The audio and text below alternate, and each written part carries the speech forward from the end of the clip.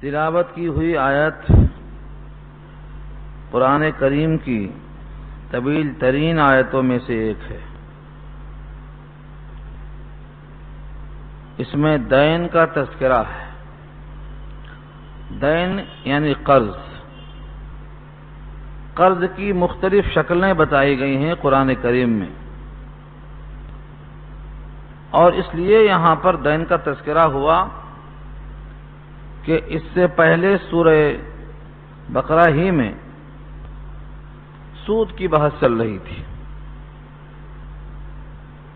سود کی بحث میں وعیدیں آئیں، اور جن لوگوں نے کہا کہ سود بھی تو در حقیقت بے کی طرح ہے، یا بے در حقیقت سود کی طرح ہے، تو سود کی جتنی شکلیں تھیں ان میں سے کبھی کبھی ایک شکل ادھار مال کے لینے دینے میں پیدا ہو جاتی ہے،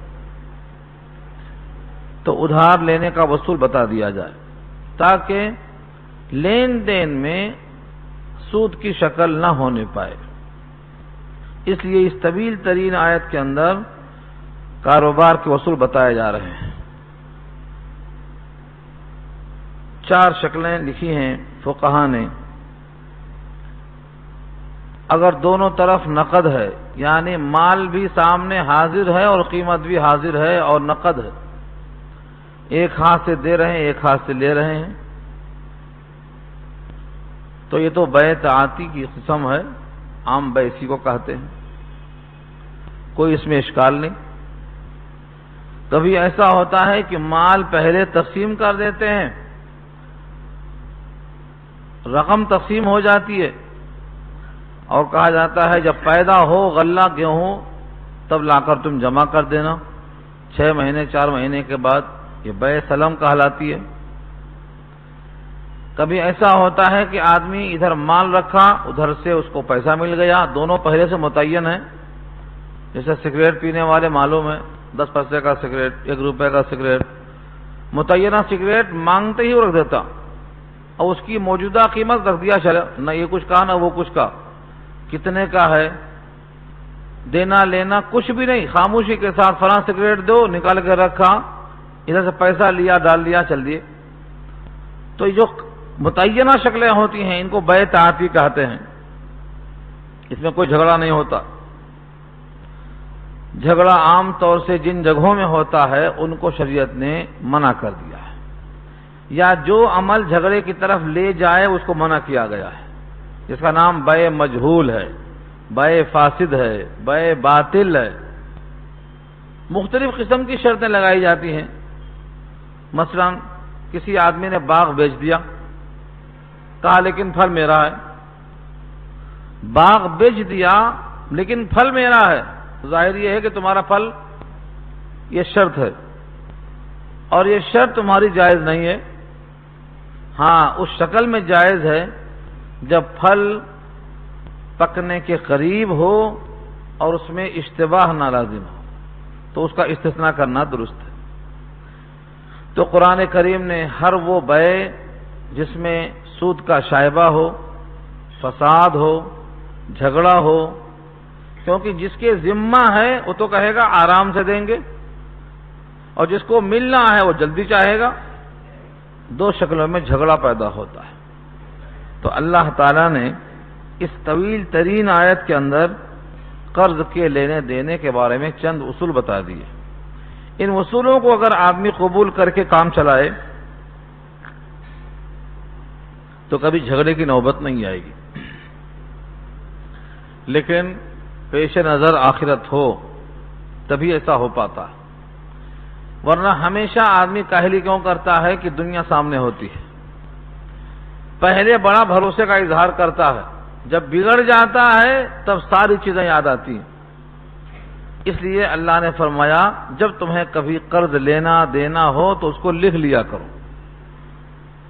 لکھنے میں عافیت، ایک لکھا 100 بکا، 100 بار بکنے سے فائدہ نہیں، ایک بار لکھنے سے فائدہ ہے۔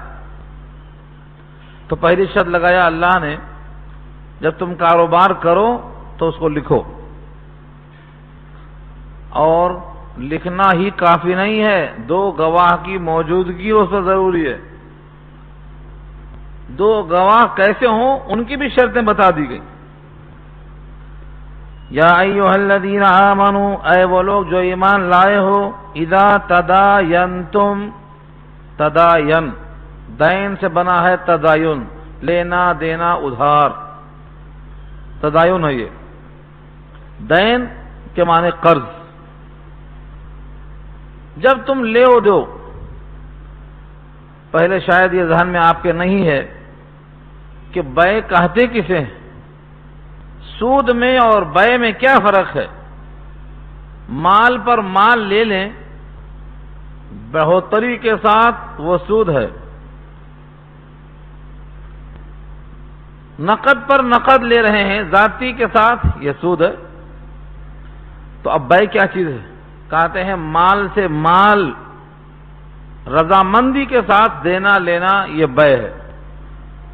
مال کے ساتھ مال دینا، مثلا آپ نے کہا ہمارے پاس شکر ہے، ہم شکر سپلائی کریں گے انڈیا سے، اور تمہارے پاس پیٹرول ہے، تم پیٹرول سپلائی کرو، تو شکر کے بدلے پیٹرول، دو طرف بھی مال ہے۔ یہ بھی ایک بے ہے، اس کا نام کیا ہے؟ مال بالمال ہے یہ، ادھر بھی مبی ادھر بھی مبی۔ یہ شکل تو یہ ہوتی ہے، اور یہ شکل کیا ہے؟ ادھر بھی نقد ہے ادھر بھی نقد ہے۔ سونا دے کے چاندی لو، چاندی دے کے سونا لو، کیونکہ اصل نقدین جو ہیں وہ سونا اور چاندی ہیں۔ یہ جو ہمارا کاغذ ہے، ریال ہے، ڈالر ہے، یہ سب ایک وثیقہ ہے، بھروسے کے واسطے کاغذ اور دستاویز ہے۔ کبھی نوٹ پہ نکال کے پڑھ لو، لکھا ہوتا ہے میں دھارک کو وچن دیتا ہوں 100 روپے ادا کرنے کا۔ جس کے پاس 100 روپے کی نوٹ ہے وہ گویا ضمانت لیا ہے گورنمنٹ آف انڈیا نے کہ ہم اس کے بدلے 100 روپیہ دینے کا یقین دلاتے ہیں۔ ایک وثیقہ ہے، اصل قیمت نہیں ہے یہ، اصل قیمت تو چاندی اور سونا ہی رکھا اللہ نے۔ اب آدمی جب کسی کو مال دے گا، مال لے گا، تو دو حال سے خالی نہیں، نقد ہے یا ادھار۔ اگر نقد ہے تو مسئلہ ختم، اور اگر وہ ادھار ہے تو پھر دو حال سے خالی نہیں کہ اس کی مدت متعین ہے کہ نہیں، 2 مہینے میں، 4 مہینے میں، 6 مہینے میں، تاریخ اور دن کے ساتھ متعین کرنا۔ پھر وہ شے جو اس کے بدلے میں آئے گی، اس کی کیفیت، اس کی حقیقت پہلے سے طے ہو جانا۔ مثلا آپ نے بکری دیا اور کہا کہ مجھے اس بکری کے بدلے میں کارپیٹ چاہیے، تو اب کارپیٹ تو دیکھا نہیں ہے، کارپیٹ کی قسمیں بہت سی ہوتی ہیں، فساد ہو جائے گا۔ اس کارپیٹ کو ایسا صفتوں کے ساتھ لکھنا چاہیے کہ اس کے اندر اشتباہ نہ ہو، جھگڑے کی نوبت نہ آئے، کتنی سائز ہو، کتنا وزن ہو، کیسی کوالٹی ہو، ہر چیز لکھ دی جائے۔ اگر دونوں طرح سے بات متعین ہے تو پھر یہ بے درست ہوگی، ورنہ بے مجہول۔ آج لوگ کاروبار تو کر رہے ہیں لیکن اکثریت کو کاروبار کے اصول نہیں معلوم، ضابطے نہیں معلوم، اس لیے آئے دن دست و غریبہ ہوتے، جھگڑا شروع ہو جاتا۔ تو پہلی شرط کیا ہے؟ اذا تداینتم بدین، جب تم معاملت کرو ادھار، دین کے ساتھ، ادھار کے ساتھ، الی اجل مسمى، اجل کے معنی مدت اور مسمى کے معنی متعین۔ الی اجل مسمى، ایک متعینہ مدت تک کے واسطے تم ادھار لو دو۔ تو کیا کریں گے؟ فاکتبوہ، اس کو لکھو، فاکتبوہ، اس کو لکھ ڈالو۔ سوچو یہ قرآن کریم جب نازل ہوا تھا تو امت امی تھی،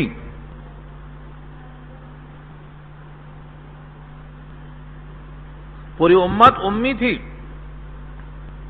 لکھنا پڑھنا نہیں آتا تھا۔ جس پر یہ قرآن کریم نازل ہوا اس ذات اقدس کا خصوصی امتیاز بتایا گیا ہے کہ آپ خود امی تھے۔ کیا اللہ نے کہا سورہ جمعہ میں؟ هو الذی بعث فی الامیین رسولا منہم، وہ اللہ جس نے رسول بھیجا امیوں میں سے، امی رسول اللہ کا سب سے بڑا امتیاز یہ ہے کہ آپ امی تھے، کسی سے آپ نے لکھنا پڑھنا نہیں سیکھا، آپ کو اللہ نے براہ راست سکھایا۔ صلح حدیبیہ کے موقع پر جب معاہدہ لکھا جا رہا تھا تو آپ نے لکھا، حضرت علی سے لکھوایا، لکھو یہ معاہدہ ہے محمد رسول اللہ صلی اللہ علیہ وسلم کی طرف سے۔ تو کافروں نے کہا ہم یہ نہیں مانتے، لکھو محمد ابن عبداللہ کی طرف سے، تب مانیں گے ہم، کیونکہ ہمارا جھگڑا تو اسی میں ہے۔ اگر محمد رسول اللہ مان لیں تو جھگڑا ختم ہو جائے، جب آپ اللہ کے رسول ہیں تو آپ کی بات ماننا فرض ہے۔ ہم رسول اللہ نہیں مانتے، ہاں محمد ابن عبداللہ لکھو۔ آپ نے کہا ٹھیک ہے میں رسول اللہ ہوں، لیکن تم نہیں مانتے ہو تو کوئی بات نہیں، کاٹ دو علی۔ انہوں نے کہا میرے ہاتھ میں قلم ہے مگر میری جرأت جواب دے رہی ہے، میں رسول اللہ کو کاٹ دوں یہ میری جرأت مجھے گواہی نہیں دے رہی۔ آپ نے حضرت علی کے ہاتھوں سے وہ کاغذ لے لیا اور اپنے ہاتھ سے کاٹ دیا۔ معلوم ہے جس کو لکھنا نہیں آتا وہ صحیح مقام پہ نہیں کاٹ سکتا، یہ معجزہ ہے آپ کا۔ مجھے یہاں دکھانا یہ ہے کہ امی نبی پر یہ قرآن نازل ہو رہا ہے، اور ساری اس وقت کی پوری جماعت امی تھی۔ پورے مکے میں کل تعداد 13 یا 15 تھی لکھے پڑھے لوگوں کی۔ ایسے موقع پر بھی قرآن کریم کا حکم کیا نازل ہوتا ہے؟ فَاكْتُبُوهُ، لکھ لو۔ اس لیے آگے ایک سوال کا جواب بھی آیا، اگر لکھنے والا وہ نہیں ہے تو، لکھنا نہیں آتا تو کیا کرے؟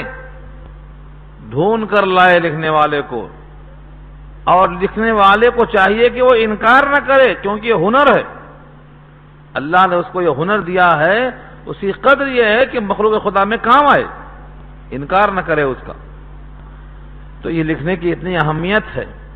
تو دو باتیں ہو گئیں، ادھار کاروبار جائز ہے، ثابت ہوا اس سے، اس کے لیے مدت متعین کرنا واجب ہے، یہ ثابت ہوا مسمى کے لفظ سے، اس کو لکھ لینا چاہیے، یہ ثابت ہوا فَاكْتُبُوهُ کے صيغہ امر سے۔ اب کوئی اگر نہیں لکھتا ہے تو اس امر کی خلاف ورزی کر رہا ہے تو کتنا گناہگار ہے، کس درجے میں گناہگار ہے، یہ ابھی فیصلہ مت کرو، ابھی آ رہا ہے آگے۔ کون سا کاروبار ہے تو نہ لکھا جائے اور کون سا کاروبار لکھا جائے، وضاحت ہے اس کی۔ قرآن کریم نے ہماری حیات کے لیے کیسا کیسا قانون چن کے رکھا ہے، ہم کو جھگڑے سے بچانے کے لیے، ہم کو بددنی سے بچانے کے لیے، دوسروں کا حق مارنے سے بچانے کے لیے، جہنم میں جانے سے بچانے کے لیے کتنے قوانین رکھیں۔ یہ صرف رحمت اور شفقت اور اس کے رحیم و کریم ہونے کی وجہ سے، ہم سے اس کی ذات کو کوئی فائدہ نہیں، ہاں اس کی صفت رحمت، رحیم ہے وہ، رحمان ہے وہ، اس کا تقاضا یہ ہے، جیسے آپ چھوٹے سے بچے پر پیار کرتے ہیں، اگرچہ وہ بیٹا آپ کے کام میں نہیں آتا لیکن امید تو ہوتی ہے کہ بڑھاپے میں کام آئے گا، پھر بھی آپ کہتے ہیں مجھے بیٹے سے پیار ہے، پیار کی خاطر کر رہا ہوں۔ رب کریم کو اتنا بھی تمہاری حاجت نہیں ہے جتنا تم کو تمہارے بچے کی حاجت ہے، امید لگا کے بیٹھے ہو، پھر بھی اللہ نے تمہارے واسطے یہ تمام قوانین وضع کر دیے۔ فساد اللہ کو پسند نہیں۔ وَلْيَكْتُبْ بَيْنَكُمْ كَاتِبٌ، اور چاہیے کہ لکھ دے تمہارے درمیان جو کاتب ہے۔ معلوم کیا ہوا؟ کاتب ہمیشہ کم ہوتے رہے ہیں، اب تو کمپیوٹر آ گیا، لکھنے والے اور کم ہو گئے، ہاتھوں سے لکھنا بہت کم لوگوں کو آتا، اکثر لکھوایا جائے لکھو ذرا بسم اللہ الرحمن الرحیم، تو کم لوگوں کو لکھنا آئے گا، غلطیاں ہو جا رہی ہیں۔ پرانے زمانے کے جو لوگ بچے کچے ہیں وہ تو ماشاءاللہ غنیمت ہیں، اب جو نئی پود آتی ہے اس کو خالی ABCD معلوم، وہ تو بھول گئے الف ب، ان کو نہیں معلوم۔ قرآن کریم بھی پڑھتے ہیں تو ہندی میں، انگریزی میں، تیلگو میں، عربی میں نہیں پڑھ سکتے، اور میں آپ کو یقین دلاتا ہوں جو شخص قرآن کریم عربی میں نہیں پڑھتا وہ صحیح نہیں پڑھ سکتا، میں یقین دلاتا ہوں آپ کو۔ اس کی کیا وجہ ہے؟ قرآن کریم میں جو حروف ہیں اور حروف کے صفات ہیں، ان صفات کا جو تقاضا ہے دنیا کی کسی زبان میں نہیں ہے. دنیا کی کوئی زبان نہیں ہے ان تقاضوں کو پورا کر سکے. مثلا سواد ہے، سواد کے اندر اللہ نے ایک ایسی کیفیت رکھا ہے کہ یہ پر ہوتی ہے، شدت ہوتی ہے. وہ شدت کوئی اور زبان میں نہیں کر سکتا ظاہر. سواد اور زواد کا فرق ہے. ایسے ہی زواد اور زا کا اور زال کا اور زے کا فرق ہے. بہت مشکل ہے ادا ہو جانا. اس لیے آپ دنیا کی ہر زبان سیکھیں، لیکن قرآن کریم کو پڑھنے کے لیے ضرور اتنی عربی سیکھ لیں کہ کلام پاک پڑھ سکیں. اپنے بچوں کو وصیت کریں، اپنے نواسوں کو سمجھائیں اس چیز کو کہ قرآن کریم کو اگر کوئی غیر زبان میں پڑھتا ہے تو صحیح پڑھنے پر وہ قادر نہیں ہے. تو ہمیشہ کاتب کم ہوئے ہیں، لیکن پھر بھی تلاش کرنے سے مل جائیں گے. وَلْيَكْتُبْ بَيْنَكُمْ كَاتِبٌ، اور چاہیے کہ لکھے تمہارے درمیان جو کاتب ہو. کیسے لکھ دے؟ بالعدل، شرط لگا دیا بالعدل. وہ سوچے میاں مجھے لکھنا آتا ہے، جو چاہے لکھ دو، انہیں کیا معلوم؟ انہیں کیا معلوم؟ پتہ نہیں ہے کہ ہم کیا لکھ رہے ہیں، جو چاہے لکھ دو. اللہ نے فرمایا یہ غافل ہے، لیکن اس کا رب غافل نہیں ہے، حساب وہاں ہوگا. عدل کے ساتھ لکھو. عدل میں کمی ہوگی تمہارا مواخذہ ہوگا. یہ مت سمجھو کہ سارا فیصلہ یہی ہو جائے گا. یہاں کا قیام عارضی، یہاں کا قبضہ عارضی، یہاں جو تم نے ہتھیار لیا وہ بھی عارضی. عدل کے ساتھ لکھو. اللہ نے قرآن کریم کے ذریعے سے ہر ایک کا جو حق دلوایا ہے، دنیا کی کوئی کتاب نے کسی کا حق نہیں دلوایا. جس کو نہیں لکھنا آتا، جس کو نہیں پڑھنا آتا، اس کا بھی حق کا خیال کیا اللہ نے. بیوی کا حق، شوہر کا حق، بہن کا حق، بھائی کا حق، یہاں تک کہ اللہ کا حق، رسول اللہ کا حق، کتاب اللہ کا حق، اور اللہ کی مسجدوں کا حق، ایک مومن کا مومن پر حق. کتنے حقوق ہر ایک کو اللہ نے واضح کر دیا ہے. اور نبی رحمت نے حکم دے دیا وَآتُوا كُلَّ ذِي حَقٍّ حَقَّهُ، دے دو ہر حق والے کا حق دے دو. یہاں تک کہ جو فقیر ہے، فقیر سائل ہے، جو سڑکوں پہ بے حیثیت مانگتا پھرتا ہے، قرآن کریم نے کہا اس کا بھی تمہارے مال میں حق ہے، دے دو. اس کی کیا حیثیت ہے؟ معاشرے میں اس کی کوئی حیثیت نہیں ہے. قرآن نے کیا کہا؟ وَفِي أَمْوَالِهِمْ حَقٌّ لِلسَّائِلِ وَالْمَحْرُومِ، سائل کا بھی حق ہے. اتنا زیادہ حق کا لحاظ کرنے والا کون سا مذہب ہو سکتا ہے؟ پھر بھی کیا کہتے ہیں لوگ؟ اسلام دہشت پسند ہے. اسلام میں دہشت ہے. اسلام میں تو اس فقیر کے بھی حقوق کا لحاظ کرایا ہے قرآن کریم نے.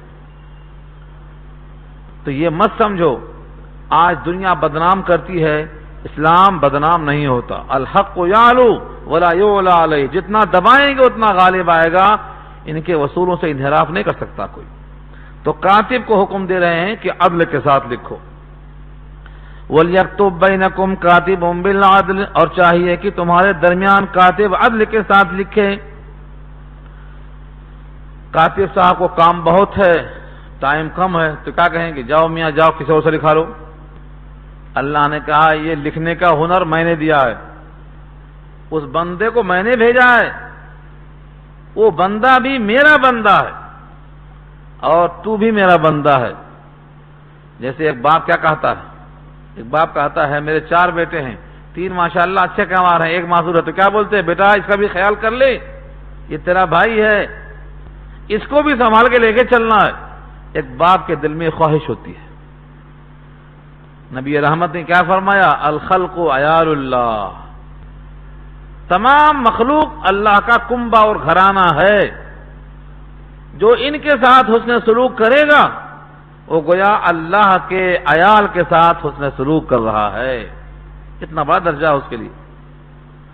تو اللہ کیا فرماتے ہیں؟ وَلَا يَأْبَ كَاتِبٌ، کاتب انکار نہ کرے. کیوں؟ أَن يَكْتُبَ، لکھنے سے، كَمَا عَلَّمَهُ اللَّهُ، جیسا کہ اس کو سکھلایا اللہ نے. اللہ کا احسان ماننا ہے کہ تم کو سکھلایا، اس کو محروم رکھا. اگر وہ چاہتا تو ایسے اسباب پیدا کرتا کہ تو جاہل رہتا، وہ سیکھ لیتا۔ جو انسان سڑکوں پہ مانگتے ہیں اور جو انسان محلوں میں عیش کرتے ہیں، ان دونوں کا اپنی صلاحیت میں کوئی دخل نہیں، صرف اللہ کی عطا ہے۔ آج بہت سے انسان اس بات کو نہیں سمجھتے، وہ سمجھتے ہیں میری محنت ہے، میں اس قابل تھا، میری صلاحیت ہے۔ یہ میری صلاحیت ہے، یہ فریب ہے۔ تمہاری اپنی کیا صلاحیت تھی؟ تم بھی حقیر قطرہ تھے، وہ بھی حقیر قطرہ تھا۔ دونوں کے ماں کے پیٹ میں خدا نے بنایا، دونوں کے اعضاء کو خدا نے بنایا اور دونوں کو اس زمین پر خدا نے اتارا۔ تم بھی خالی ہاتھ آئے، تم بھی خالی ہاتھ آئے۔ صلاحیتوں کی بنیاد پر دنیا نہیں ملتی۔ نبی صلی اللہ علیہ وسلم کے گھر میں جو تھا، جو کس سے کم تھی صلاحیت؟ جب آپ کا انتقال ہوا تو آپ کی لوہے کی زرہ یہودی کے ہاں رہن رکھی ہوئی تھی، کتنے میں؟ 30 سا جو کے بدلے میں۔ 30 کلو جو کیا حیثیت رکھتا ہے؟ دونوں جہان کے سردار ہیں، اللہ کے محبوب ہیں، انبیاء کے سردار ہیں، عرش اعظم پر اللہ سے ملاقات کرنے کا شرف رکھتے ہیں۔ انتقال ہوا تو زرہ یہودی کے ہاں رہن رکھی ہوئی ہے 30 سا کے بدلے میں۔ صلاحیت کی بنیاد پہ ملتا ہے؟ نہیں، یہ اللہ تعالی نے فیصلہ کر دیا ہے، ہم جس طرح چاہیں رکھیں، بندہ ہر حال میں راضی رہے۔ یہ سب اللہ کی طرف سے تقسیم ہے۔ نبی صلی اللہ علیہ وسلم فرماتے تھے اگر میں اشارہ کر دوں ایسا تو کوہ وحد سونا بن کے میرے پیچھے پھرے۔ اختیار تھا، لیکن نہیں، میں تو سونا بنا کے پیچھے لے لوں گا، لیکن میری امت کیا کرے گی؟ میری امت میں جس کو مال نہیں ہوگا وہ کس کو دے کے تسلی حاصل کرے گا؟ اس لیے نبی رحمت نے ایک وقت کھانا کھایا اور ایک وقت فاقہ کیا، اور فرماتے تھے اے اللہ مجھے ایک وقت کھلا تاکہ تیرا شکر ادا کروں، اور ایک وقت فاقہ کرنے کا موقع دے تاکہ تیرا صبر کروں، تو صابر بھی رہوں، شاکر بھی رہوں۔ تو صلاحیت کی بنیاد پر دنیا نہیں ملتی ہے، ہمارا کوئی کمال نہیں ہے۔ اگر کوئی سمجھتا ہے کہ ہمارا حق ہے، ہماری محنت ہے، ہمارا دماغ ہے، ہمارا علم ہے، اس لیے ہم نے حاصل کر لیا ہے دولت کو، بخدا کہتا ہوں وہ فریب میں ہے۔ کیوں؟ سورہ قصص 20واں پارہ، فرعون سے ان کے چچا زاد بھائی ہیں حضرت موسیٰ، ان قارون کان من قوم موسیٰ فبغى علیہ، یہ رکوع پورا پڑھ لو۔ حضرت موسیٰ نے کہا قارون سے مال کی زکوٰۃ نکال دے۔ کون ہے یہ؟ چچیرا بھائی ہے۔ ان قارون کان من قوم موسیٰ، قوم موسیٰ کیوں کہا؟ براہ راست کیوں نہیں کہا؟ بتانے کے لیے کہ رشتوں کا فیصلہ نہیں ہے یہاں مطلق اللہ کا وصول ایک ہے۔ کیا وصول ہے؟ کہا قارون سے مال کی زکوٰۃ نکال، تو کیا کہتا ہے وہ؟ فبغى، بغاوت کر گیا، مال نہیں دیا۔ طویل رکوع ہے پورا، اس کا میں ایک ٹکڑا دکھانا چاہتا ہوں اس موقع پر۔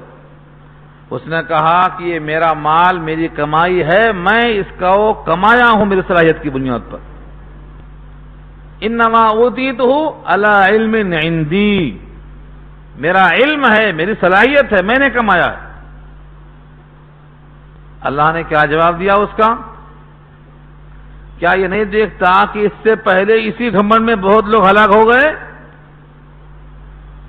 جب اس کے سواریاں گزرتی تھیں تو لوگ اش اش کرتے تھے، کیا نصیب والا ہے، کیا مقدر والا ہے، لذو حظ عظیم، بڑے نصیب والا ہے۔ لیکن جب خدا کی نافرمانی کیا تو خدا نے اس کے مال کو اس کو زمین میں دھنسا دیا۔ اسی رکوع میں ہے فخسفنا به وبداره الارض فما كان له من فئة ينصرونه من دون الله، جب مال دھنسنا شروع ہوا اس کو لے کر کوئی پارٹی، کوئی جماعت، کوئی گروپ اس کے کام میں نہیں آیا انتقام لینے کے لیے۔ آج بھی دھس رہا ہے وہ، اور قیامت کے دن تک وہ دھنستا ہی رہے گا زمین میں. سورہ قصص 20واں پارہ آخری رکوع پڑھ لیجیے. معلوم کیا ہوا؟ اگر ہماری صلاحیت کی بنیاد پہ مال ملا ہے، یہ عقیدہ ہے، تو ہم دھنسنے کے لائق ہیں. قارون کی زبان پہ ہماری کوئی صلاحیت نہیں، اللہ کی عطا ہے. یبسط الرزق لمن یشاء ویقدر، جس کے لیے چاہے رزق تنگ کرتا ہے، اس کو چاہے کھول دیتا ہے. بڑے بڑے جاہلوں کو بہت مال دے رکھا ہے. کیا فرعون قابل تھا؟ موسیٰ کے مقابلے میں قابل تھا؟ سورہ یونس میں دعا کیا حضرت موسیٰ نے، اے پروردگار، اس کے مال کو آپ نے بہت دے دیا ہے، اس مال کے غرور میں تیرے بندوں کو راستے سے ہٹا دے رہا ہے. ربنا اطمس علی اموالہم واشدد علی قلوبہم. یہ کیوں دعا کیا؟ فرعون کی صلاحیت کی بنیاد پر نہیں دیا گیا تھا، اس کی آزمائش کی بنیاد پر دیا گیا تھا. اللہ اکبر. تو یہ خیال نکال دو ہم بھی کسی کام کے ہیں نہیں، اللہ کا فیصلہ ہے. جب لوگوں نے نبوت پہ اعتراض کیا، نبی بنانا تھا تو کسی مکے کے بڑے کو بنایا ہوتے، مالدار کو بنایا ہوتے، خزانے والے کو بنایا ہوتے، طائف میں کسی بڑے کو بنایا ہوتے. اعتراض کیا نہیں کیا؟ 25واں پارہ سورہ زخرف کی آیت میں موجود ہے یہ اعتراض. تو کیا فرمایا اللہ نے جواب میں؟ کیا ہماری رحمت یہ تقسیم کریں گے؟ اہم یقسمون رحمت ربک نحن قسمنا بینہم. ہم تقسیم کرتے ہیں. قرآن کے لائق جس کا قلب ہم نے دیکھا، اس کے قلب پہ قرآن نازل کر دیا. ہم تقسیم کرتے ہیں، یہ تقسیم نہیں کر سکتے. تو رحمت خدا کی مال کی شکل میں ہو، اولاد کی شکل میں ہو، یا نبوت کی شکل میں ہو، نحن قسمنا، ہم تقسیم کرتے ہیں. صلاحیت تو ہم بناتے بھی ہیں، بگاڑتے بھی ہیں. تو یاد رکھ لو، کاتب کو چاہیے کہ وہ لکھے، یہ مت سمجھے میں بڑا قابل ہوں، نہیں. کما علمہ اللہ، جیسا اس کو سکھلایا ہے اللہ نے، اس کا فرض پورا کرے. فلیکتب، چاہیے کہ لکھوا دے. وَلْيُمْلِلْ الَّذِي عَلَيْهِ الْحَقِّ. کیا نقطہ؟ کون لکھوائے؟ سوال یہ ہے. ایک تو وہ ہے جس کے ذمہ ہے، اور ایک وہ ہے جس کو بعد میں ملنا ہے. کون لکھوائے؟ جس کو دینا ہے بعد میں، جس کے اوپر حق لازم ہو رہا ہے، وہ لکھوائے، تاکہ جتنا دینا ہے اتنا ہی لکھا جائے. کہیں زیادہ لکھ دیا، کم لکھ دیا، اس کو سر پہ پڑ جاتی. تو جس کے اوپر حق واجب ہو رہا ہے، جس کو بعد میں ادا کرنا ہے، وہ لکھوائے. وَلْيُمْلِلْ، املا کروائے. یہ لفظ یملل کیا بولتا ہے؟ یہ بولتا جائے اور کاتب لکھتا جائے. معلوم یہ ہوا ایسا ہو سکتا ہے کہ لکھنا نہیں آتا ہے تب بھی لکھوائے. اہمیت دیکھو اس کی. آج تو ہم لکھنا پڑھنا سب جانتے، پھر بھی بولتے جان دو، دیکھا جائے گا بعد میں. جب جھگڑا ہوتا، تم نے ایسا کہا تھا، میں نے ایسا کہا تھا، تم نے ویسا کہا تھا، تم قسم کھاؤ میں قسم کھاؤ. پھر اب قرآن کی ضرورت پڑتی ہے، قرآن لے کے قسمیں کھائی جاتی ہیں، جھگڑے کی نوبت آتی ہے. قرآن نے کہا پہلے دن سے جھگڑا نہیں ہونا، نہ رہے بانس نہ بجے بانسری. یہ ہونے کی نوبت کیوں آ رہی ہے؟ لکھو پہلے سے پہلے، گواہوں کے ساتھ لکھو. وَلْيُمْلِلْ، اور لکھوائے، الَّذِي عَلَيْهِ الْحَقِّ، جس کے اوپر حق واجب ہے. وَلْيَتَّقِ اللَّهَ رَبَّهُ، اور چاہیے کہ وہ ڈرے اپنے رب سے. یعنی کم نہ لکھوا دے کہ میں لکھوانے کا حقدار ہوں، میں جو لکھاؤں وہی لکھا جائے گا. نہیں، برابر لکھو، کمی زیادتی نہ ہونے پائے. اور یہ معاہدہ لکھوایا گیا. صلح حدیبیہ میں جو کچھ لکھا گیا وہ نمونہ ہے ہمارے واسطے. جب 3 دن گزر گئے، مکے میں طواف ہو گیا، تو کافروں نے کہلوایا، جا کر کہہ دو اپنے نبی سے کہ 3 دن ہو گئے، واپس نکل جاؤ. یہ لکھا ہوا تھا 3 دن میں مکہ خالی کر دیں گے. ابھی مکہ فتح نہیں ہوا تھا، مکہ فتح ہوا 8 ہجری میں. یہ واقعہ ہے سن 6 اور 7 کے درمیان کا. فرمایا اور کہا تھا کہ اگر کوئی ساتھ جانا چاہے تو نہیں لے جائیں گے، ہاں آپ میں سے کوئی رہ جانا چاہے تو چھوڑ کے جائیں گے. ہمارا قیدی آپ کے ساتھ جائے تو واپس کر دیں گے. ہر طرح دبی ہوئی، مگر سب لکھا ہوا ہے. ان تمام چیزوں کا لحاظ کیا نبی صلی اللہ علیہ وسلم نے. جھگڑے کی نوبت نہیں آئی. معلوم کیا ہوا؟ ہمیشہ لکھنا چاہیے. اور جو اللہ کا حق ہے کہ سچ سچ لکھنا چاہیے. ولا يبخس منه شيئا، اس میں سے کچھ بھی کمی نہیں کرنا چاہیے. بخس کے معنی کمی کرنا. فإن كان الذي عليه الحق سفيها أو ضعيفا، پس اگر وہ شخص کہ جس کے ذمہ حق ہے سفیہ العقل ہے تو یعنی کم عقل ہے، بیوقوف ہے، تو کیا کریں گے؟ او ضعیفا، یا کمزور ہے. کمزوری دو طرح کی ہوتی ہے، بالکل بچہ ہے یا بہت بوڑھا ہے، دو شکل ہے. بڑھاپے میں بھی بچپنے کی طرح محتاجی لوٹ کے آ جاتی ہے، تو ضعیف ہے، سفیہ ہے. ایک صحابی تھے، ان کو تھوڑا سا یادداشت کمزور تھی. انہوں نے کہا کہ اللہ کے نبی صلی اللہ علیہ وسلم، مجھے لوگ ٹھگ لے رہے ہیں مال میں بازار جاتا ہوں مجھے دھوکہ دیتے، میرا مال لے لیتے، تو میرے واسطے کیا طریقہ ہے، میں کیا کروں؟ کہا تم جب سامان بیچو یا خریدو تو بول دینا لا خلابتا لا خلابتا لا خلابتا، یعنی کوئی دھوکے بازی جائز نہیں، کوئی دھوکے بازی جائز نہیں. اب اگر کوئی دھوکہ دیا تو تمہاری بے باطل، تم کو یہ حق ملتا ہے. اسی واسطے اس کو ہم کہتے ہیں خیار. مثلا آپ نے مال لیا، کہا بھائی 3 دن کی مہلت، یہ مال میں دکھا کے لاتا ہوں، پسند آیا تو رکھ لیتا ہوں اور نہ مال واپس. کتنے دن تک؟ 3 دن تک، فلاں تاریخ فلاں ٹائم تک. یہ کیا ہے؟ اس کا نام ہے خیار ملکیت. خیار یعنی ہم کو اختیار ہے کہ ہم چاہیں تو بے رکھیں، بے واپس کر دیں. 3 دن تک، 4 دن تک جو معاہدہ ہو جائے، اس کے درمیان میں وہ بے کو توڑ سکتا ہے، کاروبار نہیں چلے گا. اور اگر کچھ بھی شرط نہیں لگایا تو جیسے ہی محفل سے اٹھا بے پکی ہو گئی، وہ مال ان کا، یہ پیسہ ان کا، اب توڑ نہیں سکتا. تو یہ شرط لگا دینے سے کیا ہوا؟ اگر کسی نے دھوکہ دیا، فریب کیا، فراڈ کیا، بعد میں معلوم ہوا، واپس کر دو کیونکہ تم نے دھوکہ دیا. تو دھوکہ اگر دیں گے تو بے واپس، دھوکہ نہیں رہے گا تو بے جاری، یہ مطلب تھا اس کا. تو اللہ کے نبی صلی اللہ علیہ وسلم نے کمزوروں کا کتنا خیال کیا ہے، ان کے حقوق کا کتنا خیال کیا ہے. آج کل طلاق بہت ہوتی ہے. اس صاحب نے مجھ سے کہا، سوالات بھی عجیب و غریب آتے ہیں، کتابیں نہیں ملتے ڈھونڈنے سے، اگر عقل صحیح نہ ہو تو پاگل کر دیں. ایک صاحب نے یہ کہا کہ شادی ہونے کے بعد شوہر بیویوں کو ستاتے بہت ہیں، اور جب ان سے کہا جائے کہ تم طلاق دے دو تو کہتے ہیں مال لاؤ تب طلاق دیں گے. پہلے تو لیا جوڑے گھوڑے کے نام پہ، پھر کھانے پینے کے نام پہ، پھر جہیز کے نام پہ، اب مانگ رہے ہیں طلاق کے نام پہ. کتنا مانگیں گے آخر یہ؟ کیونکہ مانگنے کی حوث لگی ہے تو مانگنا بند تھوڑی ہوگا. ایک بار دے دیے تو بار بار مانگتے، وہ کچھ اور لاؤ کچھ اور لاؤ، حل میں مزید. تو اب کیا مانگتے؟ طلاق کے نام پہ مانگتے.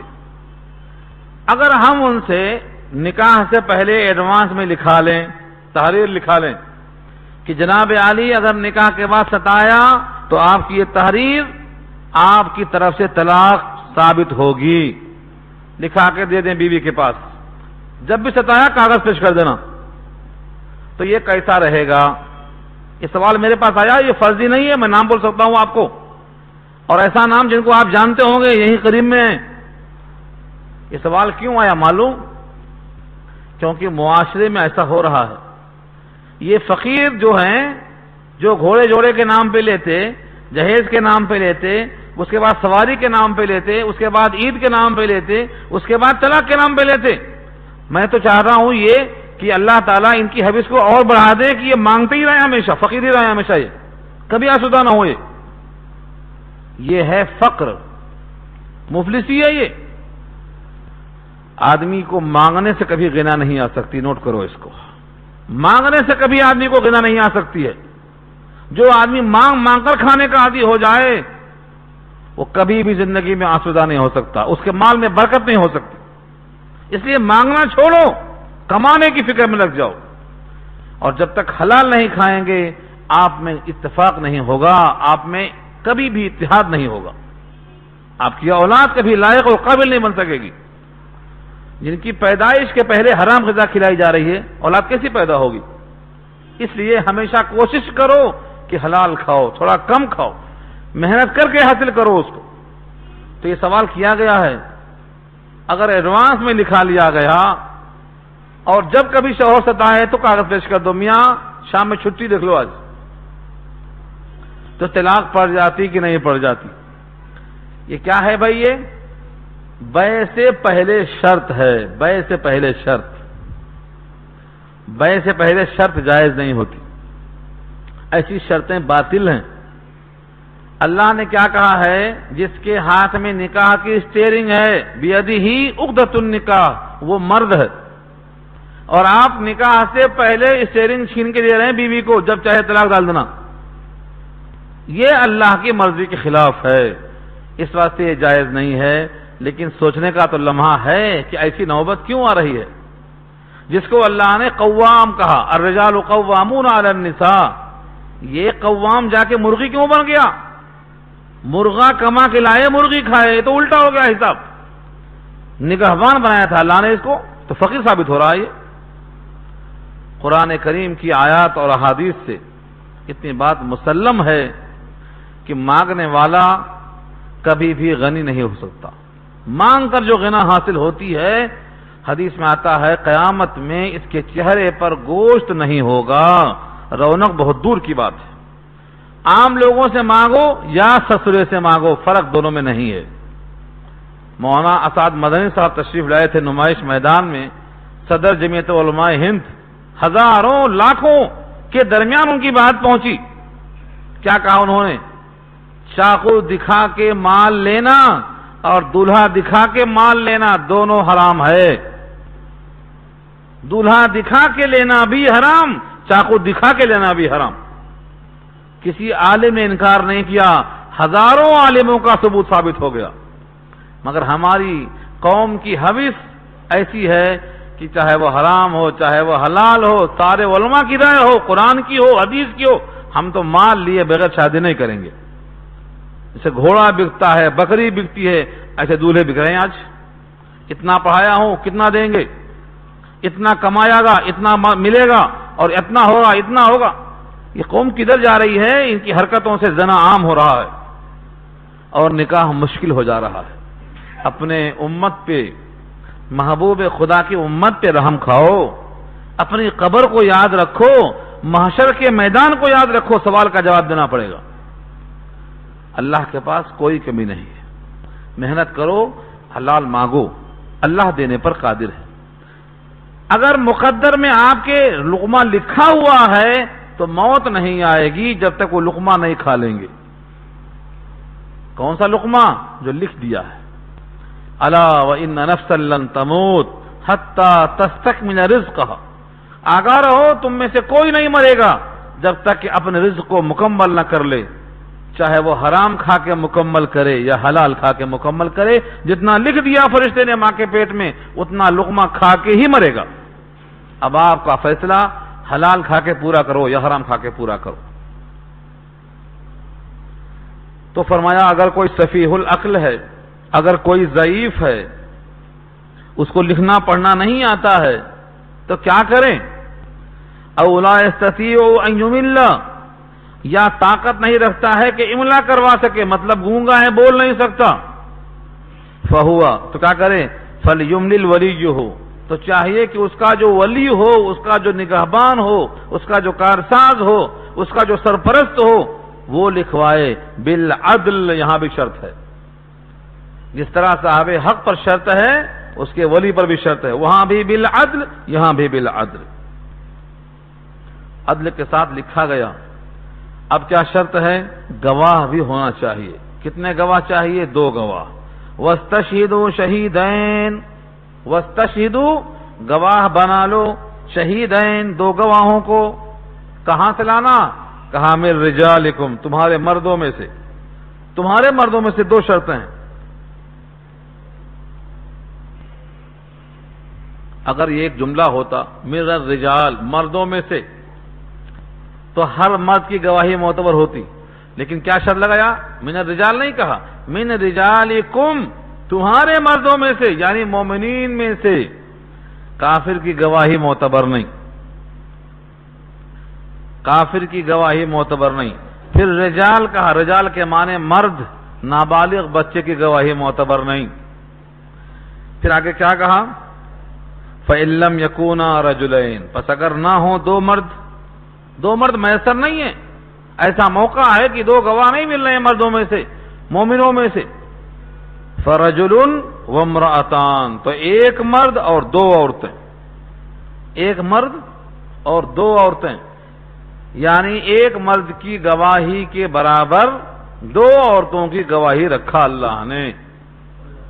جس اللہ نے پیدا کیا، بنایا، اس کو معلوم ہے کہ دو عورت برابر ہوتی ہیں ایک مرد کے، میراث میں بھی، گواہی میں بھی۔ میراث میں کیا قانون ہے؟ للذکر مثل حظ الانثیین، دو عورتوں کے برابر ایک مرد کو ملے گا، جن کے حصے مقرر نہیں ہیں ان کا حال ہے یہ۔ ایسے ہی دو عورتوں کی گواہی برابر ہے ایک مرد کی گواہی کے۔ کیوں؟ ممن ترضون، یہ بھی ایک شرط ہے، ان میں سے جن کو تم پسند کرتے ہو۔ پسند کس کو کریں گے؟ جو سچ بولتا ہو، جھوٹ نہ بولتا ہو، جس کا کردار صحیح ہو، بد کردار نہ ہو، جو انسان فاسق نہ ہو، متقی پرہیزگار ہو، انہیں کو چاہتے ہیں لوگ۔ تو معلوم کیا ہوا؟ ممن ترضون، جن کو تم پسند کرتے ہو، من الشہداء، گواہوں میں سے۔ آج تو حال یہ ہے کہ جن کو تم پسند کرتے ہو وہ گواہ ملتے ہی نہیں۔ وہ بولتے کہاں کی آفت لگائے، ایک بار نام لکھا دیا تو 50 چکر لگواتے، جب چاہا صاحب بلا رہے ہیں، جب چاہا صاحب بلا رہے ہیں، صاحب کے ساتھ زندگی پوری خراب، کاروبار متاثر، جب دیکھو وقت بے وقت۔ اس لیے اب تو گواہی کوئی ملتا نہیں۔ کون ملتا گواہ؟ وہی کاروباری، جھوٹ بولنے والے، جو چاہے کہلوا لو، جو چاہے گواہی دلوا لو۔ یہ بھی قرب قیامت کی دلیل ہے۔ حدیث میں آتا ہے قیامت کے قریب ایسی گواہیاں دیں گے اور ایسی قسمیں کھائیں گے کہ ان کی قسمیں گواہیوں پر آگے جائیں گی اور کبھی گواہیاں قسموں پر آگے جائیں گی۔ مطلب یہ ہے کہ جلدی جلدی میں کبھی قسم کھائیں گے، کبھی گواہی دیں گے۔ سچ کیا ہے، جھوٹ کیا ہے، ان سے کوئی مطلب نہیں۔ پیسہ دو، گواہی لے لو، جو چاہے کہلوا لو۔ قیامت کے قرب میں سے قتل عام ہو جائے گا، زنا عام ہو جائے گا، جھوٹی گواہی عام ہو جائے گی، اتنی عام ہو جائے گی کہ جو چاہے کہلوا لو۔ لیکن شریف آدمی گواہی نہیں دیتا، قسمیں نہیں کھاتا۔ کیوں؟ کیونکہ وہ دنیا سے عاجز ہے۔ یہاں فرمایا تم میں جو پسندیدہ لوگ ہیں ان کی گواہی رکھو۔ اور کیا شرط لگایا اس میں؟ عورت کے بارے میں کیا کہا؟ یہ دو کیوں؟ ان کو دو کیوں رکھا اللہ نے؟ فرمایا ان تضل احداہما، ان تضل احداہما کا ترجمہ کیا ہے؟ اگر ان دو میں سے ایک بھول جائے، بھٹک جائے، فتذکرا، تو یاد دلائے، احداہما الاخری، ان میں سے ایک دوسری کو۔ معلوم ہوتا ہے ان میں نسیان زیادہ ہوتا۔ نسیان کی دو وجہ ہے، ایک تو فطری طور پر یہ کمزور ہیں مردوں کے مقابلے میں، اور جسم میں سے ایک حصہ دماغ بھی ہے، وہ بھی کمزور۔ جب سارا جسم کمزور ہے تو دماغ کمزور کیوں سے نہیں ہوگا؟ معلوم یہ ہوا عورت مرد کے مقابلے میں کمزور ہوتی ہے، اس لیے اس کا حافظہ بھی کمزور ہوتا ہے، وہ بیان پر قادر نہیں ہوتی۔ بیان پہ قادر کیوں نہیں ہوتی معلوم ہے؟ سورہ جاسیہ کی آیت جب پڑھتا ہوں میں 25واں پارہ، وَلَا يَكَادُ يُبِينُ، نہیں قریب ہے کہ بات واضح بیان کر سکے۔ کیوں؟ واضح بات بیان نہیں کر سکتی وہ، اس کی باتوں میں کوئی ربط نہیں ہوگا، تسلسل نہیں ہوگا۔ ایک بات کہے گی، دوسری بات کہنے تک پہلی بھول جائے گی۔ کیا کہنے کے واسطے مثال دی تھی وہ بھول ہی جاتی۔ تو حافظہ کمزور، اس کا جسم کمزور، اس لیے 2 عورتیں برابر 1 مرد کے. ایک خاتون کا واقعہ مجھے یاد آیا. نبی صلی اللہ علیہ وسلم کے سامنے جب بات آئی تو فرمایا کہ یہ عورت ناقصات عقل بھی ہے، ناقصات دین بھی ہے. ناقصات عقل بھی ہے، ناقصات دین بھی ہے. اور تم میں سے میں کسی کو نہیں دیکھا کہ عقل مند آدمی کا بھیجا کھا جائے، تم سے زیادہ کسی کو نہیں دیکھا. ایک خاتون صحابیہ نے پوچھا کہ اللہ کے رسول، ہمارا دین میں نقص کیا ہے اور ہمارا عقل میں نقص کیا ہے؟ فرمایا کیا ایسا نہیں ہے کہ 2 عورتوں کی گواہی برابر ہے 1 مرد کی گواہی کے؟ یہی آیت کوٹ کیا نبی صلی اللہ علیہ وسلم نے.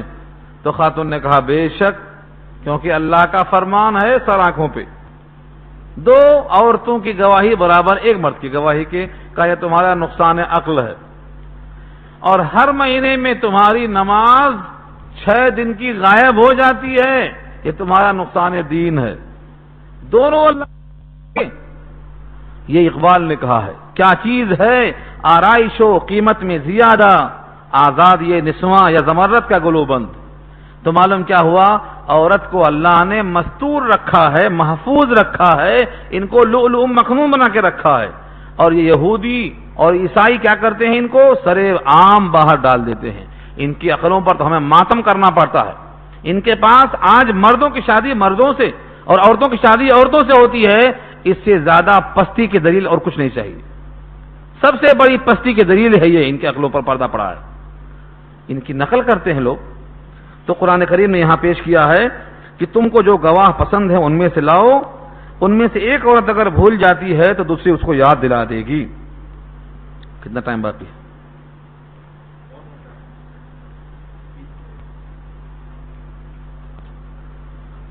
وَلَا يَأْبَ الشُّهَدَاءُ إِذَا مَا دُعُوا، اور گواہ انکار نہ کریں جب ان کو بلایا جائے. دیکھو کیسی بات ہے، اگر گواہوں کو بلایا جائے تو وہ انکار نہ کریں کہ ہم نہیں آئیں گے. آج تو لوگ ہرگز نہیں آئیں گے. کیوں نہیں آئیں گے؟ میں نے ابھی عرض کیا، اگر غلطی سے گواہی دے دیا تو فیصلہ تو یہاں ہوتا ہی نہیں. 7 سال 10 سال 50 سال چلتے رہے گا. اب تو غضب یہ ہے کہ لوگ مر جاتے ہیں اور مقدمہ چلتا رہتا ہے، مرے ہوئوں کے خلاف چلتا رہتا ہے مقدمہ.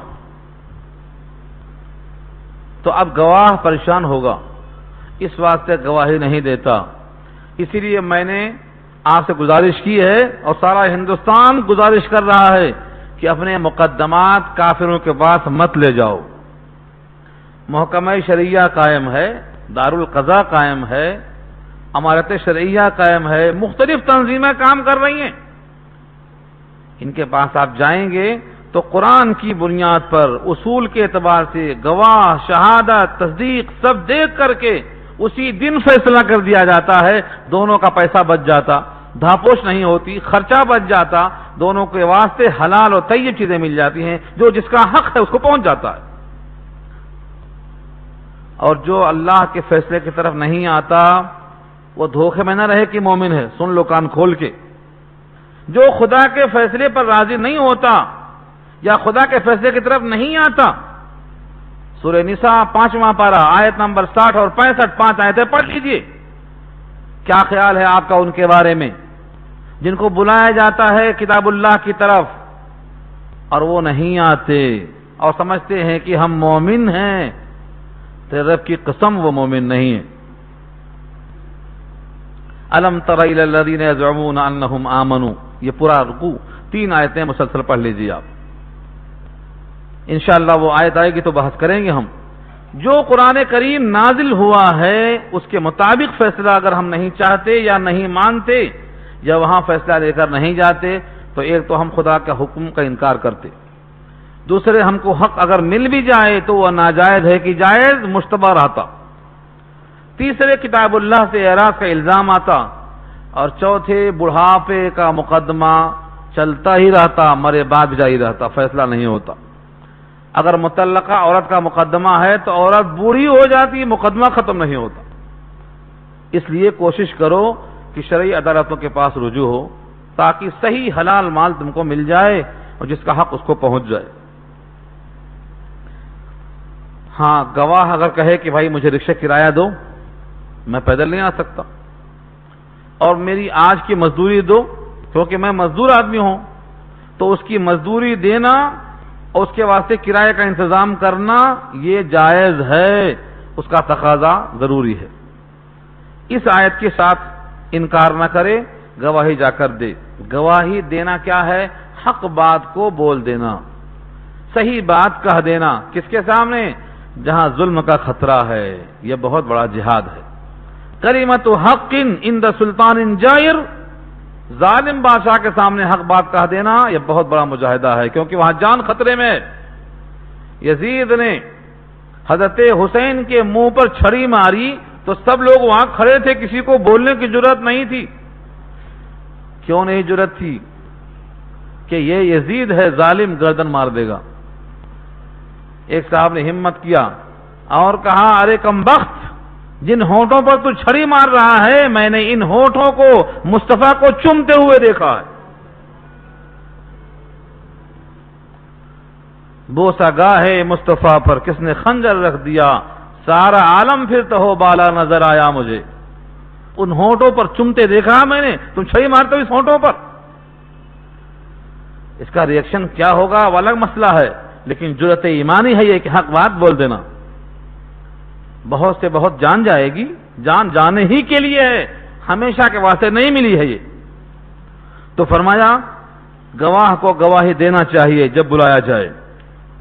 وَلَا تَسْأَمُوا أَن تَكْتُبُوا وَلَا تَسْأَمُوا أَن تَكْتُبُوهُ، اور کاہلی مت کرو یہ کہ تم لکھو اس کو۔ دیکھ رہے ہیں ہمارا نفس کیسا ہے؟ رب کریم نے ہم کو پیدا کیا ہے، اسے معلوم ہے ہماری کمزوریاں کیا کیا ہیں۔ کاہلی پناہ مت کرو۔ وَلَا تَسْأَمُوا، اور کاہلی مت کرو، أَن تَكْتُبُوهُ، اس کے لکھنے کے بارے میں، صغیراً او کبیراً، چھوٹا مسئلہ ہو یا بڑا مسئلہ ہو، چھوٹی جائیداد ہو یا بڑی جائیداد ہو، کوئی بھی مسئلہ ہو، اِلَىٰ أَجَلِهِ، اس کے وقت مقررہ تک۔ یعنی لکھنے کے ساتھ یہ بھی لکھو کب دیں گے، کتنا دیں گے، کس شکل میں دیں گے، ڈرافٹ میں دیں گے یا پھر چیک میں دیں گے، کیش میں دیں گے، مال میں دیں گے، ترتیب کے ساتھ دیکھو ہر چیز کو، وضاحت کے ساتھ، تاکہ جھگڑا نہ ہو، فساد نہ ہو۔ ذالکم اقسط عند اللہ، یہ زیادہ انصاف ہے اللہ کے نزدیک، وَأَقْوَمُ، اور زیادہ سیدھا راستہ ہے، لِلشَّهَادَةِ، گواہی کے حاصل کرنے کے لیے، وَأَدْنَا أَلَّا تَرْتَابُوا، اور زیادہ نزدیک ہے اس بات کے کہ تم شک میں نہ پڑو، اللہ ترتابوا، ریب میں نہ پڑو، شک میں نہ پڑو، إِلَّا أَن تَكُونَ تِجَارَةً حَاضِرَةً، مگر یہ کہ ہوئے وہ کاروبار تازہ، نقد، یدم بیدن، ہاتھوں ہاتھ، لیا اور دیا، ادھر بھی نقد ادھر بھی نقد، تو تجارتاً حاضرہ مانے نقد کاروبار، تدیرونہا، جس میں لین دین سامنے ہو، ایک ہاتھ سے دینا اور ایک ہاتھ سے لینا۔ فلیس علیکم جناح، تدیرونہا بینکم، اگر نقد ہے آپس میں، فلیس علیکم جناح، تو تم پر کوئی حرج نہیں، تم پر کوئی گناہ نہیں، اللہ تکتبوہا، کہ تم اس کو نہ لکھو۔ پھر بھی لوگ لکھتے ہیں تاکہ ڈائری مینٹین کریں، کتنا خرچہ ہوا، کتنی آمدنی ہوئی، کہاں سے آیا، کہاں گیا، لیکن اگر نہ لکھیں نقد مال کو تو کوئی حرج نہیں، کیونکہ یہاں کوئی نزاع نہیں، کوئی جھگڑا نہیں، اور اگر لکھ لیں تب بھی کوئی حرج نہیں۔ وَأَشْهِدُوا إِذَا تَبَايَعْتُمْ، اور تم گواہ بنا لو جب تم کاروبار کرو، تبایعتم، جب تم بیعت کرو تو گواہ بنا لو۔ اسی کی وجہ سے جب نکاح ہوتا ہے تو دو گواہ بنائے جاتے ہیں۔ نکاح بھی کیا ہے؟ نکاح بھی بے ہے، ایک نے ایجاب کیا، دوسرے نے قبول کیا۔ فلاں صاحب نے اپنی بچی کو آپ کے پاس اتنے روپے مہر کے عوض میں دے دیا، آپ کی ذات اور نفس کے لیے، یہ کیا ہے؟ پیشکش ہے۔ انہوں نے کہا میں نے اپنی ذات کے لیے قبول و منظور کیا اسی مقدار مہر پر، تو یہ کیا ہو گیا؟ قبول ہو گیا۔ ہمارے استاد جب پڑھاتے تھے کتاب تو ایسے مسائل کے لیے لطیفے بولتے تھے کبھی کبھی تاکہ مسئلہ پکا ہو جائے۔ ایک بچہ تھا، خفیف العقل تھا، اس نے کہا تیری شادی ہو گئی؟ کہا حضرت آدھا کام تو ہو گیا ہے، آدھا باقی ہے۔ حضرت نے کہا آدھا کام ہو گیا آدھا باقی ہے، کیا ہو گیا کیا باقی ہے؟ کہا حضرت ایجاب تو ہو گیا ہے، بس قبول باقی ہے، یعنی میری طرف سے پیشکش ہو گئی ہے، ادھر سے انتظار ہے جواب کا، جب بھی قبول ہو گیا مسئلہ ختم۔ تو آج کل بھی ایسے ہی ہو رہا ہے، ایجاب بہت ہے قبول نہیں ہو رہا ہے۔ کیوں نہیں ہو رہا ہے؟ کیونکہ مال نہیں۔ بچیوں کی جا کے دیکھو فوٹو 200 300 400 پڑی جاتی ہے پیامات سینٹر پہ، اب آتا گراہک خریدنے والا، اس کے ساتھ کتنے جائیداد ہے؟ کچھ نہیں ہے، بازو رکھو۔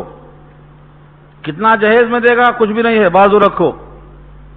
ہر ایک چیز میں چیک کر رہا ہے، پہلے مال کتنا آ رہا ہے وہ دیکھتا ہے۔ مال آ رہا ہے تو تھوڑا بہت چلتی، رنگ بھی کم ہے، ہائٹ بھی کم ہے، تب بھی برداشت ہے، لیکن اگر مال نہیں ہے تو ہرگز برداشت نہیں ہے، گویا سراپا خرید و فروخت ہو رہی ہے۔ تو اپنے حال پہ رحم کھانا ہے اور ساری قوم کے واسطے یہ پیغام دینا ہے کہ نبی پاک کا حکم ہے نکاح کو آسان کرو، زنا کو مشکل کرو۔ ولا یضار کاتب ولا شہید، اور نہ ایذا پہنچائی جائے، ضرر نہ پہنچایا جائے، نہ کاتب کو نہ گواہ کو۔ کاتب کو جب دیکھا گھسیٹ لائے، چل میاں لکھ، پھر سے لکھ، دوبارہ لکھ، یہ کاٹ کے وہ لکھ، یہ بار بار تنگ کرنے کے بجائے اس کا بھی اکرام کرو۔ فری سروس ہے نا، فری سروس والے کی کوئی قدر نہیں۔ کیا بڑے مفتی صاحب ہیں، جہاں دیکھو مسئلہ پوچھو، کھڑے کھڑے ہیں، وضو کر رہے ہیں، ناک صاف کر رہے ہیں، چپل پہن رہے ہیں، کوش بھی نہیں، جہاں ملے وہیں پوچھو۔ اس کے واسطے وقت نکال کر جانا بہت بڑی بات ہے۔ ہاں وکیل صاحب کے پاس جائیں گے وقت نکال کے، وہاں جا کے فیس بھی دیں گے، ان کے ٹائم پہ جائیں گے، گھنٹوں لائن میں کھڑے رہیں گے، ہر جگہ لائن میں کھڑے رہیں گے پیسہ دینے کے ساتھ ساتھ، لیکن جہاں شریعت کو معلوم کرنا ہے، قرآن کو پڑھنا ہے، نہ وہاں پیسہ دیں گے نہ وہاں لائن میں رہیں گے، وہاں بس ہاتھوں ہاتھ مل جانا۔ مقرر تھکا ہوا بیٹھا 1 گھنٹہ بول کے سارے مسئلہ پوچھنا چاہتے، ابھی پوچھ لو سب، پھر 8 دن بعد کہاں موقع ملتا؟ ارے سفر کرو اس کے لیے، اس قرآن کے لیے، مسائل شرعیہ کے لیے سفر کرو۔ ایک صحابی ہیں، انہوں نے حدیث سنایا، بخاری کتاب العلم میں روایت موجود ہے صفحہ نمبر 20 پہ، پرسوں پڑھتے پڑھتے سامنے آئی روایت، حدیث سنا کے کہتے ہیں دیکھو یہ لے لو بغیر پیسوں کے۔ اس ایک حدیث کے لیے لوگ مدینہ تک کا سفر کرتے تھے، ایک حدیث کے واسطے مدینے کا سفر کرتے تھے اونٹوں پر بیٹھ کے، لیکن تمہارے واسطے ہر چیز مہیا ہے، تم اس کی قدر نہیں کر پاتے ہو، چاہتے ہو کہ گھر بیٹھے سب مل جائے۔ موقع دیکھو، احترام کے ساتھ سفر کرو، اس کی ہمت افزائی کرو، اپنے سوالات کو لکھو، ترتیب قائم کرو، زندگی میں جو حق ہے شریعت کا اس کو عطا کرو۔ تو شہید کو اور کاتب کو یعنی گواہ کو اور لکھنے والے کو ضرر نہ پہنچاؤ۔ وَإِن تَفْعَلُوا فَإِنَّهُ فُسُوقٌ بِكُمْ، اور اگر تم ایسا کرو گے تو یہ فسق ہے تمہارے ساتھ، گناہگار ہے تمہارے ساتھ۔ وَإِن تَفْعَلُوا، اگر تم ایسا کرو یعنی ستاؤ کاتب کو گواہ کو، فَإِنَّهُ فُسُوق، فسق کی جمع فسوق، بِكُمْ تمہارے ساتھ ہے، یہ گناہ ہے۔ ایذا جائز نہیں ہے، ایذا مسلم حرام ہے، اس واسطے حکم ہے راستے سے کانٹا ہٹانا صدقہ ہے، راستہ بتا دینا صدقہ ہے، کسی سے میٹھے بول دینا صدقہ ہے، خندہ پیشانی کے ساتھ ملاقات کرنا صدقہ ہے۔ جب اچھے کام پر صدقے کا ثواب ہے تو چھوٹے چھوٹے کاموں پر تکلیف دینا بھی کیا ہے؟ یہ گناہ کی بات ہے۔ واتقوا اللہ، اللہ سے ڈرو۔ یہ سارے حقوق، سارے قانون اللہ کی طرف سے ہیں، ان کی خلاف ورزی کرتے ہوئے اللہ سے ڈرو۔ وَيُعَلِّمُكُمُ اللَّهُ، اور تم کو اللہ سکھلاتا ہے، ان آیتوں کے ذریعے سے یہ مسائل سکھلاتا ہے۔ وَاللَّهُ بِكُلِّ شَيْءٍ عَلِيمٌ، اللہ ہر شے کو جاننے والا ہے، اسی علم نے یہ فیصلہ کیا ہے کہ تم کو قانون بتایا جائے تاکہ تم نزاع سے، جھگڑوں سے بچو۔ یہاں سے ایک حصہ باقی ہے ابھی، وہ کیا ہے؟ کبھی کبھی آدمی سفر کرتا ہے اور سفر میں نہ کاتب ملتا نہ گواہ ملتا، کیا کرے اب؟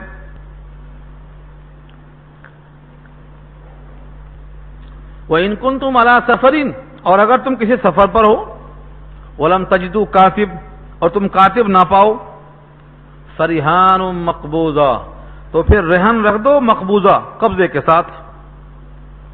اس کی مثال کیا ہے؟ رہن کے معنی کیا آتے ہیں؟ رہن کے معنی ضمانت پر کوئی چیز رکھ دینا۔ مثلا آپ نے کہا سفر میں مجھے 500 روپے کی ضرورت ہے، اب تم سے 500 مجھے چاہیے، ٹھیک ہے، مگر تمہارے پاس کوئی گواہ نہیں، کوئی لکھنے والا نہیں، پیسہ تم نے لیا کہ نہیں لیا، کیا ثبوت ہے؟ کہا یہ میری گھڑی رکھ لو، یہ میری گھڑی رکھ لو، رہن ہے یہ تمہارے پاس، جب میں 500 واپس کروں گا تو یہ میری گھڑی واپس کر دینا۔ یہ کیا ہے؟ فریحان مقبوضہ ہے۔ 500 روپے بھی لیا سفر میں، کاتب نہیں، کوئی گواہ نہیں، تو ایک مال رکھا دیا۔ یہ مال کیا ہے؟ فریحان مقبوضہ ہے۔ ہمارے یار لوگ اس کو سمجھتے ہیں کہ مل گیا، ایک مجبور بیچارہ مل گیا، اب گھاٹو، ٹائم پر اگر نہیں دیا تو 5000 کی گھڑی ہے 500 میں مل جاتی اپنے کو۔ رہن سینٹر قائم ہے، جگہ جگہ رہن سینٹر۔ آج رہن سینٹر پہ کیا ہوتا؟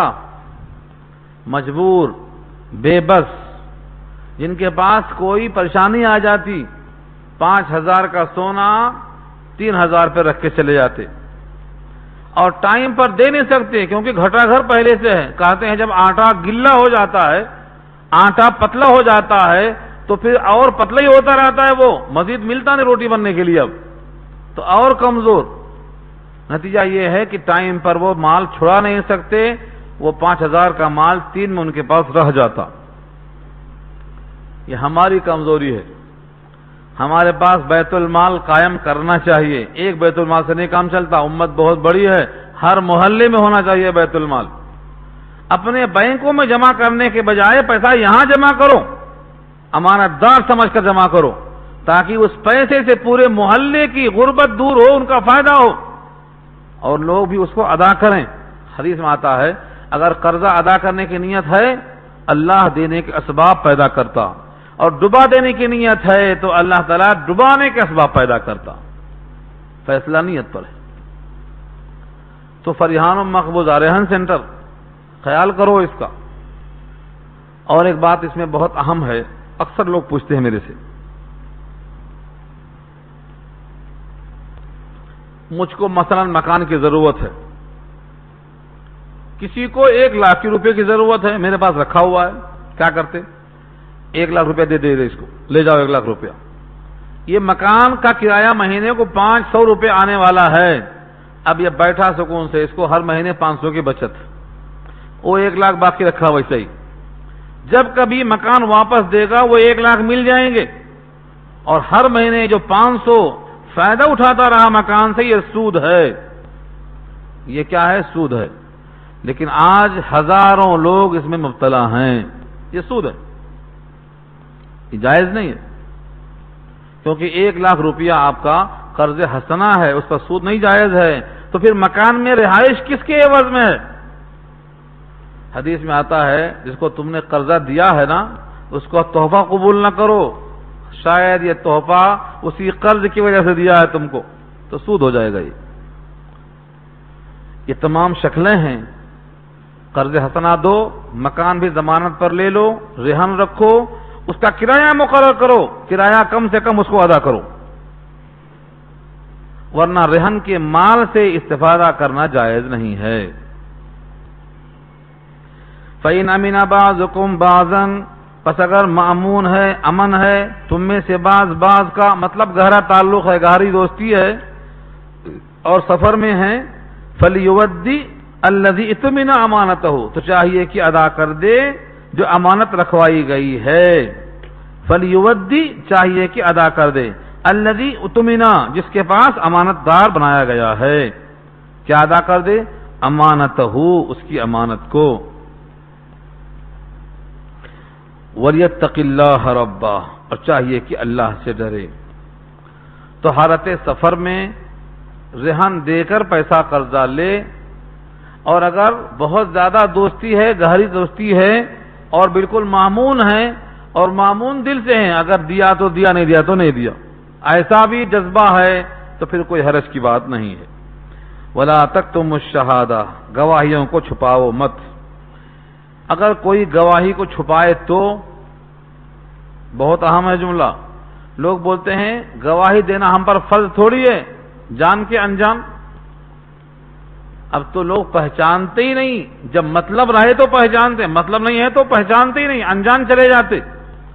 ایسے موقع پر دل گنہگار ہوتا ہے، کیونکہ دل میں ہے کہ یہ میں اس کو پہچانتا ہوں، دل میں ہے کہ یہ حق سامنے ہے میرے۔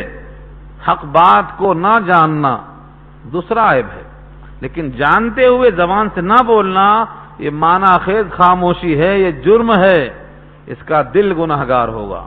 ہاتھ گنہگار ہوتا، آنکھ گنہگار ہوتی، ایسے دل بھی گنہگار ہوتا ہے۔ دیکھو آگے جملہ کیا ہے، وَمَن يَكْتُمْهَا، اور جو اس گواہی کو چھپائے، فَإِنَّهُ، تو بے شک شان یہ ہے، آثم قلبہ، اس کا دل گنہگار ہے۔ سب سے بڑا گناہ کس سے ہوتا؟ کس سے ہوتا؟ سوچ کر بولو، سب سے بڑا گناہ قلب سے ہوتا ہے۔ لوگ سمجھتے ہیں سب سے بڑا گناہ ہاتھ سے ہوگا، پیر سے ہوگا۔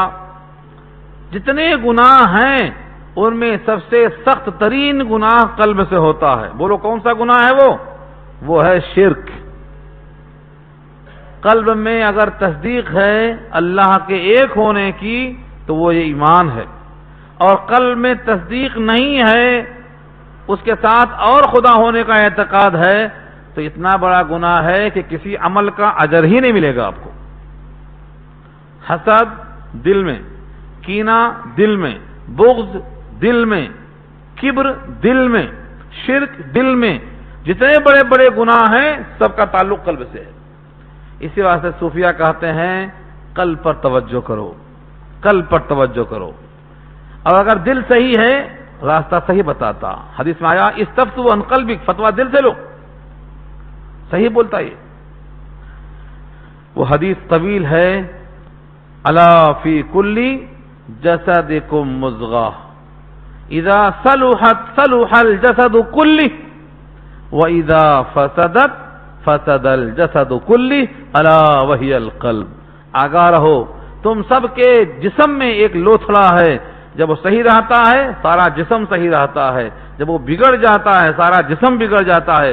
آگاہ رہو، وہی دل ہے، وہی دل ہے۔ دل صحیح ہے تو سارا جسم صحیح ہے، دل صحیح ہے تو سارا جسم صحیح ہے، دونوں لحاظ سے، دنیاوی لحاظ سے بھی، اخروی لحاظ سے بھی۔ سورہ شعراء کی آیت میں اللہ فرماتے ہیں الا من اتى اللہ بقلب سلیم، جو اللہ کے پاس صحیح سالم دل لایا جس میں کوئی شرک نہیں، تو وہ دل نفع دے گا، مال اولاد نفع نہیں دے گی۔ یوم لا ينفع مال ولا بنون الا من اتى اللہ بقلب سلیم۔ تو معلوم یہ ہوا کہ دل کا گناہگار ہونا بہت بڑا جرم ہے۔ آنکھ گناہگار ہوئی، گناہ کبیرہ ہے، ہاتھ سے غلطی کیا، گناہ کبیرہ ہے، لیکن قلب سے غلطی ہو گئی تو جہنم کا ایندھن بنے گا۔ شرک یہیں سے ہوتا، کفر یہیں سے ہوتا، توحید میں خلل وہیں سے آتا۔ اس لیے اپنے قلب کو گناہ سے بچاؤ، گواہیوں کو مت چھپاؤ، گواہی کو صحیح صحیح پیش کرو۔